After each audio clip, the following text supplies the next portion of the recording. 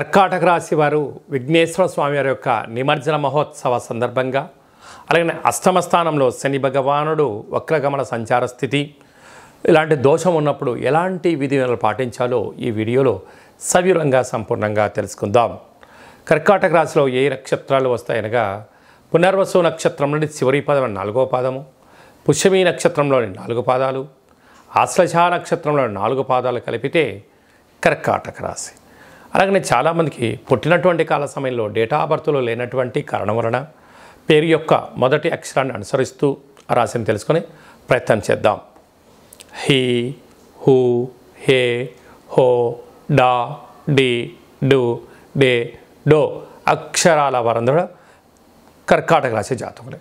కర్కాటక రాశి యొక్క అధిపతి చంద్ర భగవానుడు.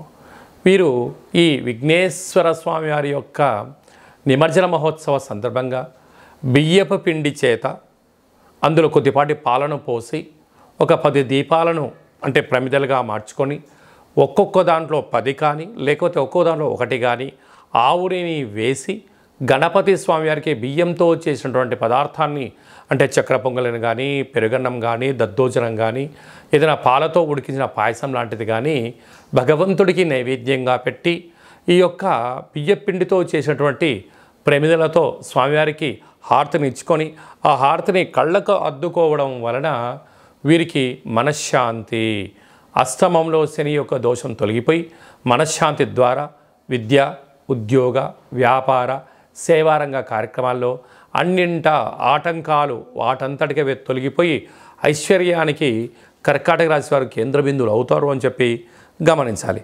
అలాగనే వీరికి 2వ స్థానంలో బుధ భగవానుడు సంచారం చేయడం వల్ల మంచి బుద్ధి, మంచి జ్ఞానం వల్ల రాబోయే కాలంలో మంచి వ్యాపార సామ్రాజ్యానికి వీరు కేంద్ర బిందువులు కాబోతున్నారని చెప్పి గమనించాలి. తృతీయంలో 3 గ్రహాలు సంచారం చేయడం వలన గతించినటువంటి వారందరికీ ఈ యొక్క మీ సాంప్రదాయాలకు అనుకూలంగా వారికి ఆత్మను తృప్తించగలిగితే అంటే రావచ్చే స్థిరాస్తులు, చరాస్తులు, ఉద్యోగాలు, వ్యాపారాలు, అన్నదమ్ముల మధ్య ఐక్యత అన్నింటా విజయం కర్కాటక రాశి వారు సొంతం అవుతుందని చెప్పి గమనించాలి.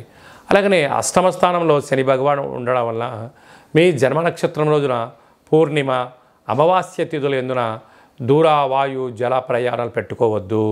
వీలైనంత వరకు మౌనంగా ఉండడం, ఆవేశానికి దూరంగా ఉండడం, అనర్థాలుగా మాట్లాడకపోవడం, ఫేస్బుక్లో కానీ వాట్సాప్లో కానీ ఇష్టం వచ్చిన వీడియోలను షేర్ చేసినట్లయితే దీనికి చాలా విపరీతమైనటువంటి ఇబ్బందికి మీరు గురయ్యే పరిస్థితి చాలా అధికంగా ఉంటుందని చెప్పి గమనించాలి. భాగ్యస్థానంలో రాహు సంచార స్థితి ఉండడం వల్ల భార్యాభర్తల వల్ల అన్యోన్యత అవసరం, లేకపోతే 3వ వ్యక్తుల యొక్క ప్రమేయం చేత పచ్చడి సంసారంలో నిప్పులు పోసుకునే పరిస్థితి చాలా అధికంగా ఉంటుంది. కనుక దానం, ధర్మం, మెడిటేషన్, మంచి పుస్తకాలు చదవడం, ఆధ్యాత్మికమైన తీర్థయాత్ర కార్యక్రమం పాల్గొనడం యోగదాయకం. వ్యయంలో కుజుడు ఉండడం వల్ల కుజదోష ప్రభావం కనడం వల్ల శత్రువులు పొంచి ఉన్నారు, తస్మాత్ జాగ్రత్త. అలాగే నీటి వ్యాపారాలు, హోటల్ వ్యాపారాలు, వస్త్ర వ్యాపారాలు, జిమ్ సెంటర్లు, బంగారు స్వర్ణకారిత వ్యాపారులు చేసే వారందరికీ కూడా చాలా మంచి కాలం ఉందని చెప్పి గమనించాలి. Please subscribe Pragna Media. Please like, share, subscribe to Pragna Media. Pragna Media, please do like, share and subscribe. Please subscribe to Pragna Media. Please like, share and comment if you like the video. Pragna Media.